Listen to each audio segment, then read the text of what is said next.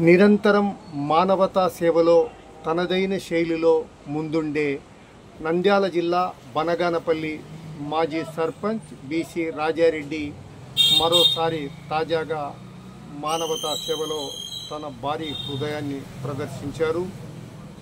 గతంలో ఆయన తెలంగాణలోని అమ్మా నాన్న అనాథ ఆశ్రమానికి 100 బస్తాల బియ్యాన్ని ఉచితంగా అందించిన విషయం తెలిసిందే.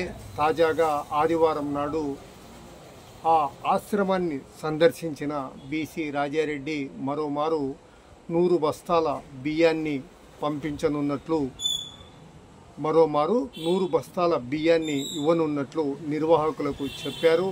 అలాగే ఆశ్రమంలో ఉన్న అన్నార్తులను